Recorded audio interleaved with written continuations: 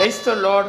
கர்த்தரும் உலக இரட்சகருமாகிய ஆண்டவராகிய இயேசு கிறிஸ்துவின் இனிதான நாமத்தினாலே உங்கள் யாவரையும் அன்போடு வாழ்த்துகிறேன். ஒரு புதிய நாளை தேவன் நம்முடைய வாழ்க்கையிலே கிருபையாய் கொடுத்திருக்கிறார்.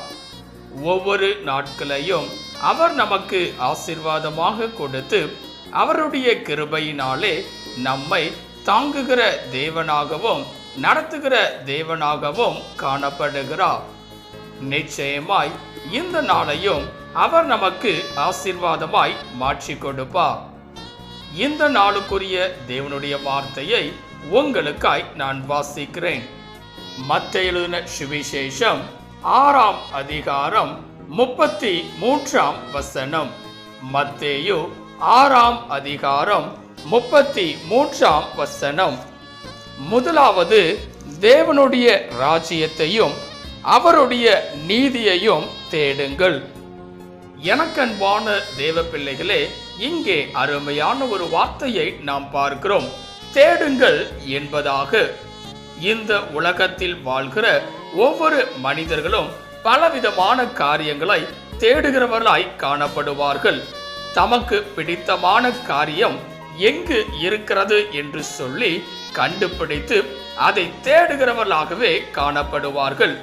எப்படியாவது அதை பெற்றுக்கொள்ள வேண்டும் என்று சொல்லி தேடுகிறவர்களாய் காணப்படுவார்கள்.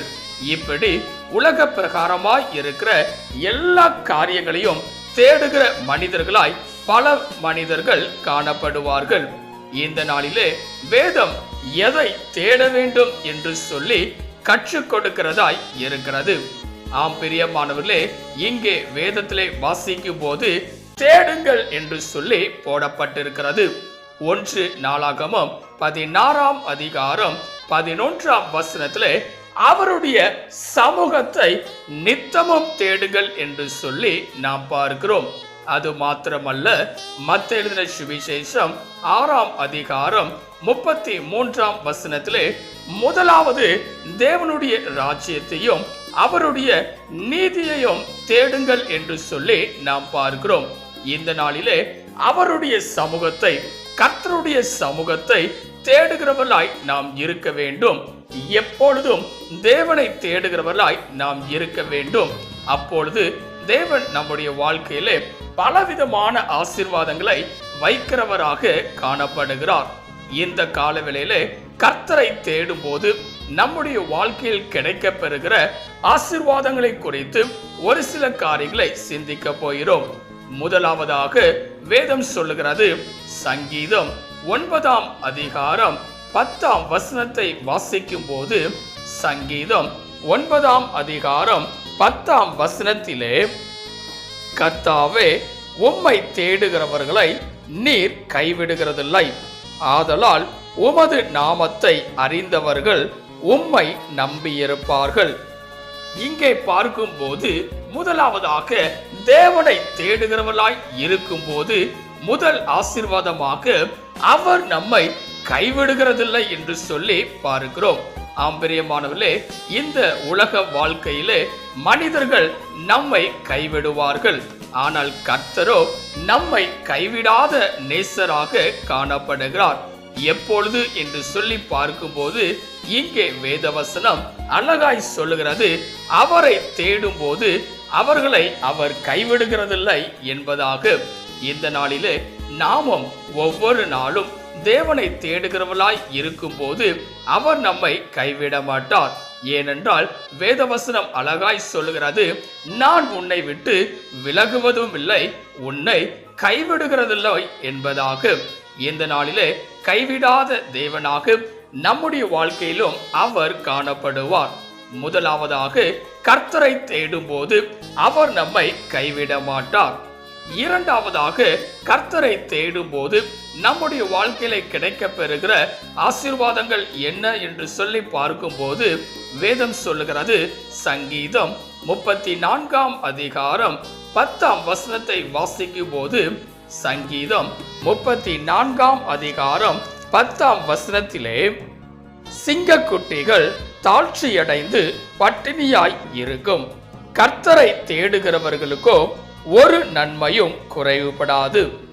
இங்கே பார்க்கும்போது இரண்டாவதாக கர்த்தரை தேடும் போது நம்முடைய வாழ்க்கையிலே நன்மைகள் பெருகுகிறது.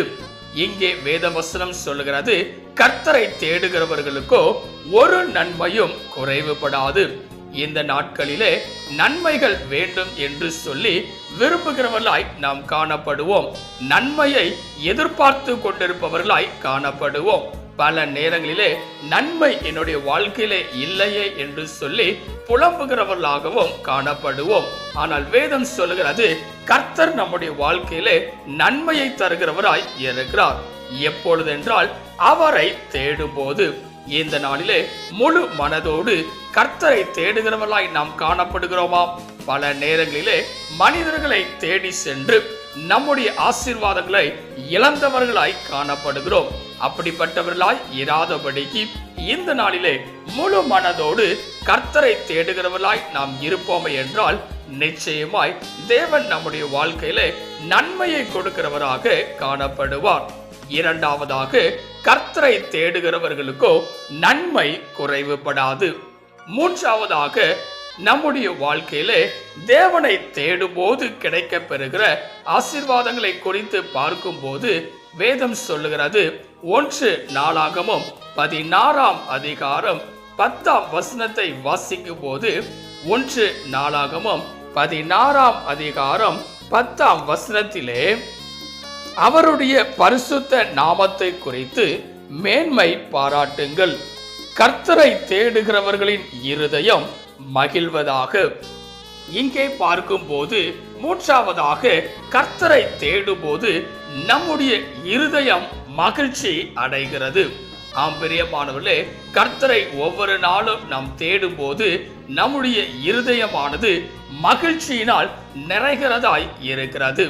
இன்றைக்கு பல மனிதர்களுடைய இருதயமானது மகிழ்ச்சி இல்லாதபடிக்கு, சந்தோஷம் இல்லாதபடிக்கு, நிம்மதி இல்லாதபடிக்கு, சமாதானம் இல்லாதபடிக்கு இருக்கிறது. ஆனால் இவைகள் எல்லாம் மாற வேண்டுமென்றால், மகிழ்ச்சி காணப்பட வேண்டுமென்றால் கர்த்தரை தேடுகிறவர்களாய் நாம் இருக்க வேண்டும். இந்த நாட்களிலே கர்த்தரை நாம் தேடும் போது நம்முடைய இருதயமானது மகிழ்ச்சியினால் காணப்படுகிறது. வேதவசனம் சொல்லுகிறது, கர்த்தரை தேடுகிறவர்களின் இருதயம் மகிழ்வதாக. நான்காவதாக வேதத்தில் வாசிக்கும் போது தேவன் நம்முடைய வாழ்க்கையிலே அவரை தேடும் போது கொடுக்கிறதான ஆசீர்வாதங்கள் என்ன என்றால் வேதம் சொல்லுகிறது, 2 நாளாகமம் 26ஆம் அதிகாரம் 5ஆம் வசனத்தை வாசிக்கும் போது 2 நாளாகமம் 26ஆம் அதிகாரம் 5ஆம் வசனத்திலே அவன் கர்த்தரை தேடின நாட்களில் தேவன் அவன் காரியங்களை வாய்க்கச் செய்தார். இங்கே பார்க்கும்போது நான்காவதாக கர்த்தரை தேடும் போது நம்முடைய வாழ்க்கையிலே என்னென்ன காரியங்கள் வாய்க்கப்பெற வேண்டுமோ அது எல்லாம் என் தேவன் வாய்க்கச் செய்கிறார். ஒன்றே ஒன்று நாம் செய்ய வேண்டிய காரியம் என்னவென்றால் கர்த்தரை தேடுகிறவர்களாய் இருக்க வேண்டும். அப்பொழுதுதான் இந்த ஆசீர்வாதத்தை தேவன் நம்முடைய வாழ்க்கையிலே தருகிறவராக காணப்படுகிறார். எப்பொழுதுமே நாம் யோசிக்கிற ஒரு காரியம் என்னவென்றால், என் காரியங்கள் வாய்க்கப் பெறுவதில்லை, என்னுடைய வாழ்க்கையிலே ஆசீர்வாதங்கள் நிலைத்து நிற்பதில்லை என்பதாக. ஆனால் கர்த்தரை தேடும் போது நிச்சயமாய் தேவன் நம்முடைய காரியங்களை வாய்க்கச் செய்கிறார். இங்கே வேதவசனம் சொல்லுகிறது, அவன் தேடின நாட்களிலே கர்த்தர் அவன் காரியங்களை வாய்க்கச் செய்தார். இந்த கால வேளையிலே இதை கேட்டுக்கொண்டிருக்கிற எனக்கன்பான தேவ பிள்ளைகளே, கர்த்தரை தேடும் போது இந்த நாட்களிலே பல ஆசீர்வாதங்களை நாம் பெற்றுக்கொள்ள முடியும். முதலாவதாக கர்த்தரை தேடும் போது அவர் நம்மை கைவிடுகிறதில்லை. இரண்டாவதாக கர்த்தரை தேடும் போது நம்முடைய வாழ்க்கையிலே நன்மைகள் குறைவுபடாது. மூன்றாவதாக கர்த்தரை தேடும் போது நம்முடைய இருதயம் மகிழ்ச்சி அடைகிறது. நான்காவதாக கர்த்தரை தேடும் போது நம்முடைய காரியங்கள் வாய்க்கப் பெறுகிறது. இந்த காலவெளியிலே நம்முடைய வாழ்க்கையிலும் கூட இவ்விதமான ஆசீர்வாதங்களை பெற்றுக்கொள்ள வேண்டும் என்றால் தேவனை அனுதினமும் தேடுகிறவர்களாய் இருக்க வேண்டும். இந்த காலவெளியிலே தேவனுடைய சமூகத்திலே உங்களை அர்ப்பணிப்பீர்களா? செபிக்கலாம்.